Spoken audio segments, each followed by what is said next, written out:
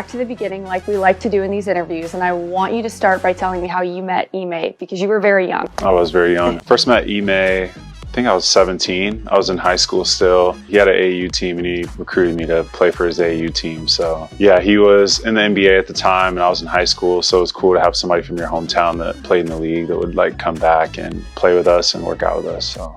It wasn't just you, it was also Rockets assistant coach Mike Moser. What are your memories from that AAU team? We had a lot of fun. I'd say that for sure. That's when I first met Mike. It was in high school. We went to different high schools, but we used to work out every day after school together. And we both played for Ime's AAU team, so we've known him for a long time. I definitely credit both of those guys with just my development overall. Like they had a huge impact on me. So.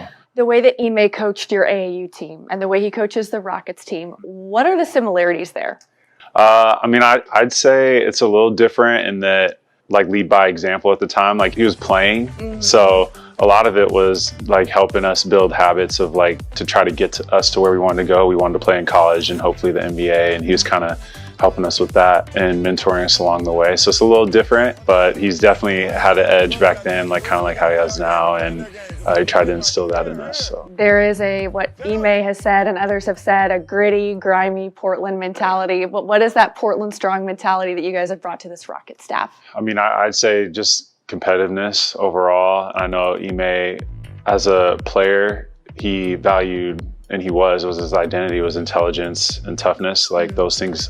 That was his identity as a player, and I think that's something that he really cares about as a coach. And then I know he values that in his teams, players, and that's what we try to instill in our team. So, you played at both USC and St. Mary's. What did you learn playing internationally when you took that next step and played professional basketball? Yeah, I would say overall discipline. You learn a lot of habits in college, but then when you get overseas, a lot of that is your responsibility as far as like getting ready and preparation for games and being a professional and doing that. So I had a lot of fun. Yeah, well, it was probably fun at St. Mary's too. You played Jock Landale. Yeah. One of the staff members, Aaron Bright, was there at the time. How cool is it to have two of those St. Mary's guys here with you with the Rockets? It's really cool. I've known both those guys for a really long time. Aaron's from Seattle, I'm from Portland, so we grew up playing against each other. And then he actually played at Stanford and I played at USC. So we played against each other and then we ended up both transferring to St. Mary's.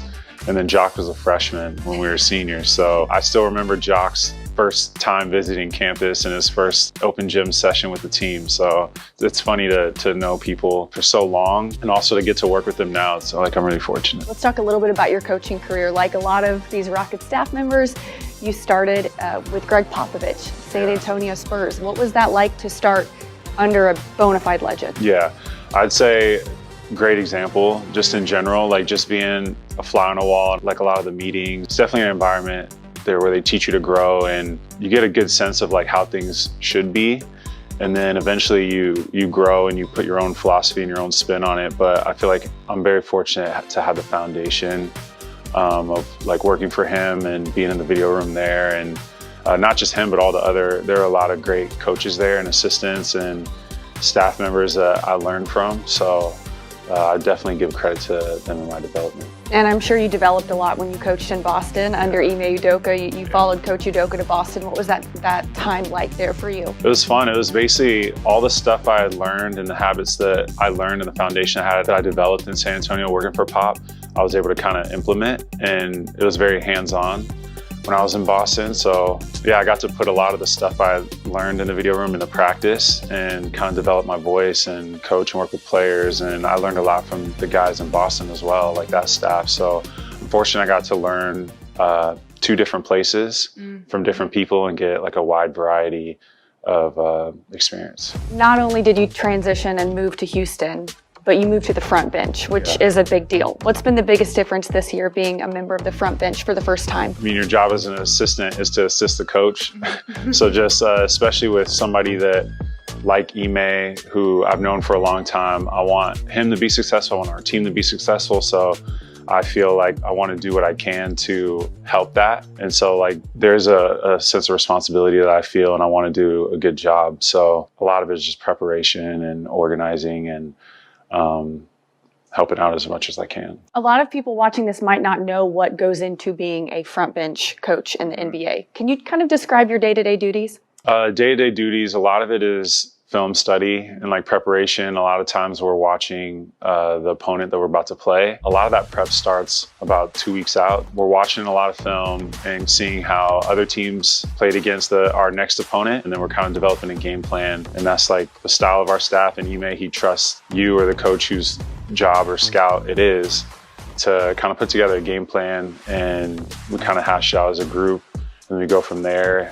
Why would you say you got into coaching?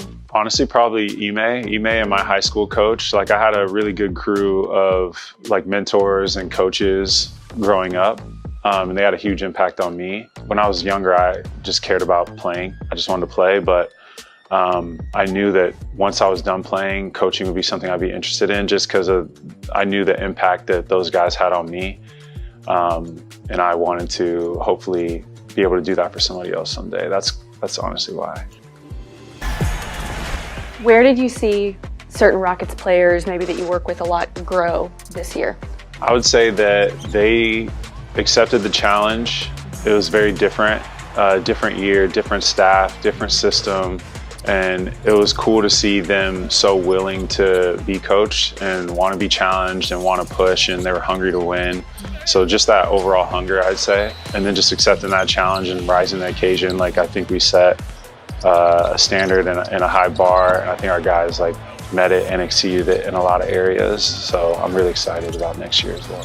What does your summer look like? Because you have a background in player development, yeah. right? So what does your summer look like as far as developing players and helping them reach their potential? So we're doing a lot of like group workouts right now. Our other development coaches and staff, they're doing a good job of putting together a plan for each of our guys. And so we're just following through with that this summer. And then also like I'm coaching summer league. So just kind of having some carryover just from the summer workouts and then bringing it over to Vegas and hopefully improving. It's going to be a great opportunity. What are you looking forward to most about that? Just continue to build relationship with the guys. So that, and yeah, just getting out there and growing and pushing our guys and pushing myself. So what would you say this coaching staff accomplished first year? First year would be establishing an identity, like just as a team, as a culture, just establishing like a baseline so we know we can build and go forward for years to come.